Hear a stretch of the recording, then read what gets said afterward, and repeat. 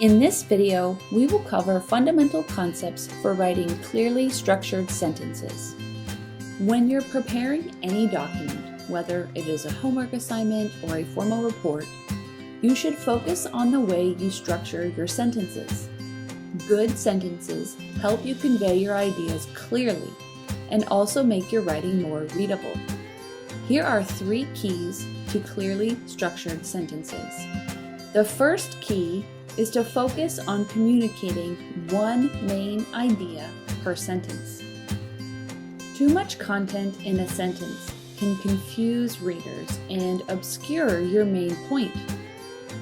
Readers may not be able to understand what you are trying to say if you fill a sentence with many different ideas. Remember, you can always use the power of a period to break your one long sentence into 2 or more shorter sentences. The difference is clear with these 2 examples on the screen. The sentences in the top box each have one main idea that is clearly presented, versus the sentence on the bottom, which has too much information and clouds the main idea. Let's look at an engineering example. There is a lot happening in this 37-word long sentence.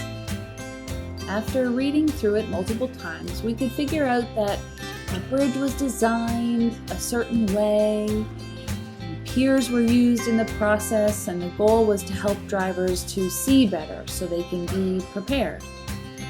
By splitting this long sentence using the one sentence equals one idea rule, we can make it quite clear and understandable.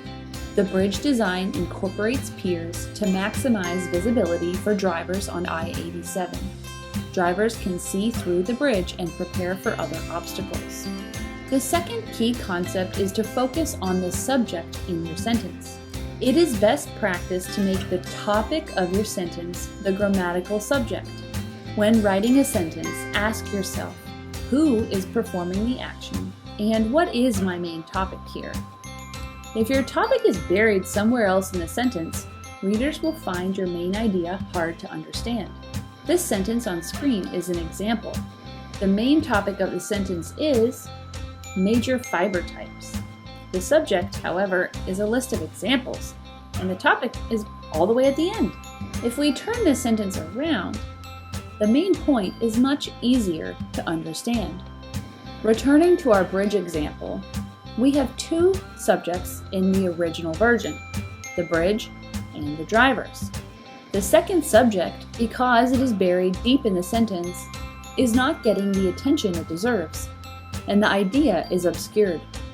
When we make drivers the subject of the second sentence in our revision, it makes our sentences clear and easy to understand. Our final key is to clearly structure sentences to focus on your verbs. Verbs should be vivid and strong. Clear verbs deliver an unambiguous message and also make your sentences concise. Verbs such as is, was, and become need adjectives and adverbs to complete the meaning. Verbs that convey more meaning within them beyond simply existence tell your reader more information with a single word. Here are these examples of boring, overused verbs versus more vivid, meaningful ones. Listen to the difference between the 2. She is very fast at running versus she sprints well. Which sentence gives you a more vivid picture of what's going on? The second one, of course, because sprints conveys an image of the runner much better than saying she is very fast. The second critical component for verbs is to keep your subject and verb close together in the sentence. Doing so avoids confusion in your readers. It places your topic and what's happening with it together right up front, making the main idea of your sentence easy for readers to see. Let's revisit our example one last time. The original sentence uses 2 boring verbs, was and is, which require the writer to add the participles afterward to give the reader necessary information. But in our revision, we nix the forms of to be and use more vivid verbs: incorporate, see, prepare, to make the sentence read more smoothly and clearly. Here are a few final tips for structuring your sentences clearly. Make sure you deliver a complete message.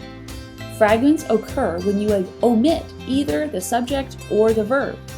If you keep those two close together, you can make sure that you don't forget to include one. When drafting, keep in mind the main idea you want your sentence to convey. This will help you select the appropriate subject, verb, and additional information, such as clauses, phrases, or other parts of speech needed to state your idea. In technical writing, you also want to focus on being direct and specific. Don't overburden your reader with extra words, and help them see your idea quickly and easily by following the tips in this video. In Part 2, we will cover strategies for writing concisely and precisely to ensure clarity for your technical writing.